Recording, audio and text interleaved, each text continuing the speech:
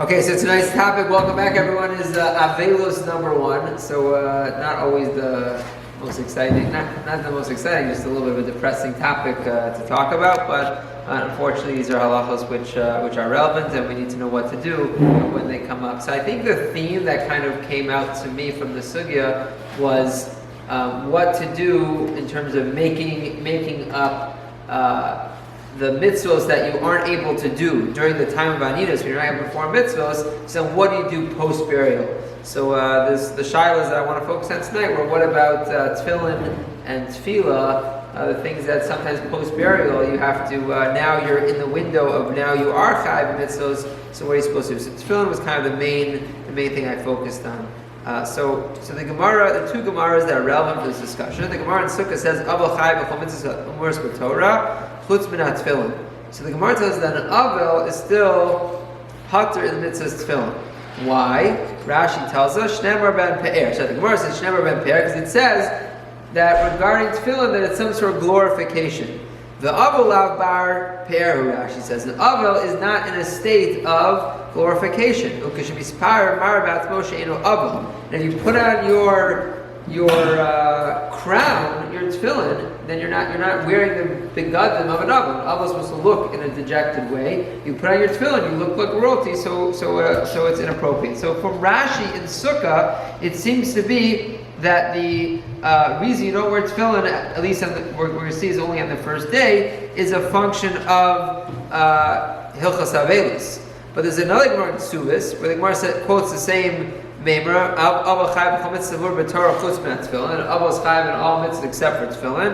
And there Rashi says, Pe'ercha chavush alecha, according to the pasuk in Yechezkel, it says, V'aval b'ula ba'afar, karno v'rosho, v'ein zeh pe'er l'tefillin.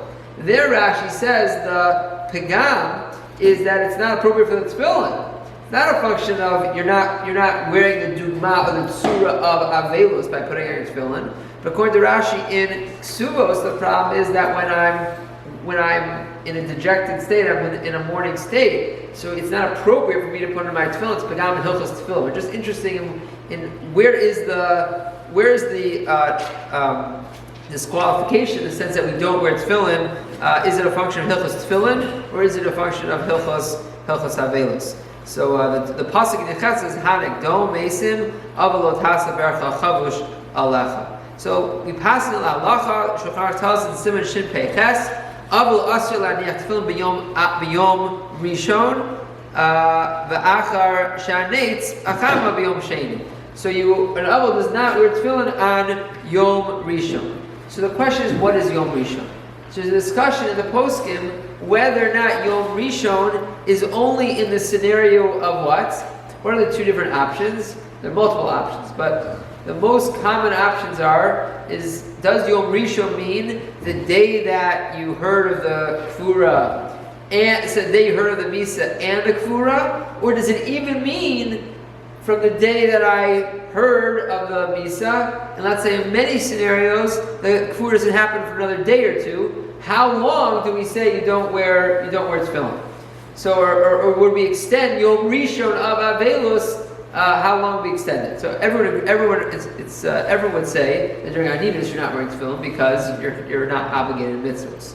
The question is the special patur exemption of hilchos of wearing tefillin, does it extend in all scenarios? So the Piskei Tshuva quotes in the Chidushei of the Maritatz, who writes, Dafka Yom HaMisa Shu Yom HaKfura Patur Mitzvah Yom Rishon. That maybe it's only when both the death and the burial happen the same day. Havak Shamisa Yom Acher, Bakfur Yom Acher, when they happen on 2 different days, the death and the burial, Chai b'tefillin afilu b'Yom Rishon. Then you would even need to wear tefillin on day 1. It's a tremendous nafkamina because most scenarios, at least that I've encountered, things don't happen instantaneously. There's usually relatives need to come in, there's a tara that needs to take place. There's usually a delay between the Yom HaMisa and the Yom HaKfur. So if we hold this Maritatz, so then most of the scenarios you would need to wear tefillin. So I don't want to put that on the spot. Do you remember if you wore tefillin after the? Do you remember? Well, my mother was buried the same day. Interesting. So was it clear? She passed away Sunday night. She was buried on Monday. Okay, so that's also a shaila. And do we extend the maritats that if there are different days then you would wear tefillin? What do we say that even if it's the same halachic day, but it's different? There's one is Sunday and one is Monday, which usually we don't think of it that way. Usually we think it's a halachic day. It was Sunday night. I mean, Sunday morning, she was still alive. I put Right. on So tefillin. it's an interesting. Sunday, Monday morning, I didn't put on tefillin. The kfura was Monday morning. Tefillah was Monday afternoon. Right. So you did. There was There was clear. There was clear that it was Yom Hamisa and Yom HaKfura was within one day. Right. So it was more clear. Okay, but many scenarios where there's a delay, so then you have to know: does the avo after the kfura need to put on tefillin? So the Mishnah Berurah writes as follows. Berurah writes, "Afil b'yom shenikvar." Sorry, what is Yom Rishon Perush? Afil b'yom shenikvar she'ena Yom Hamisa. Even in a scenario where the kfura is not happening the same day, kevan shu Yom Rishon la'avelus. According to Mishnah Berurah, what is Yom Rishon? The first day. He means Yom Rishon la'avelus. Ulmanachim, the first day of consolation. So if you're saying that when the Shulchan Aruch says that you don't wear tefillin on day one doesn't mean, according to Mishnah Berurah, it means the day you found out about the death. It means the day of first day of Aveilut when you become an Avel. So then in all the scenarios you wouldn't wear tefillin after the kfura. Even if the kfura was very early in the morning. Yeah, he said because that'd be Yom Rishon. That's the first day. Yom Rishon, no matter what time. Yeah. Even if the kfura happened at nighttime, and those like Yerushalayim where they bury people at nighttime, the following morning Mishnah Berurah says you wouldn't put on tefillin.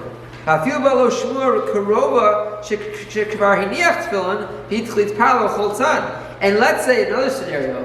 Lo aleinu, if someone is told that there was a death in their family, what if they were in the middle of davening? You don't always get to pick when you're going to find out there was a death.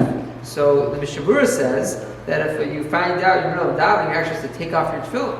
Again, function of the original discussion is a function of Hilchos Aveilut, a function of Hilchos tefillin. Either way you look at it, you're actually supposed to take off your tefillin if you find out that there's a misa in your family, even in the middle of davening. So the Mishnah Berurah seems to say, not like the Maritats, that we don't make the distinction, and that even if it's Yom Rishon, the first day of Aveilus, it's after the Kfura, you would not put on tefillin. However, the Chayei Adam writes, Aval b'Yom Rishon afilu achar Kfura asu tefillin. Typically, the Aval doesn't put on tefillin after the Kfura, mipnei nikra pe'er, but Aval b'ula ba'afar, because the Aval is still in his mourning. V'nira li di'im eino Yom Hamisa yaniach below bracha. So the Chayei Adam introduces us to kind of a third hybrid approach, which is that we don't just make the distinction between whether or not it's Yom HaMisa, Yom HaKfura the same day, like Maritats. Mishnah Berurah says even if it's the next day, so then you wouldn't put on tefillin. The Chayei Adam writes that if it's not Yom HaMisa, it's the scenario where the Kfura happened on Sunday, and the Misa happened on Sunday, the Kfura happens on Monday, so you would put on tefillin without a bracha. So the Tshuvos V'Hanhagos Rav Tzurba writes that Bizmanenu Kimedumani She'em there's no minhag kavua. What people do, there's no set minhag of what one needs to do. It says Al Kain Lanias Daiti Ikar Shal Kopanim Im Nikvar Balayla Yaniach Lamachar B'li Bracha. This is what you were saying about that the kfur wasn't at nighttime.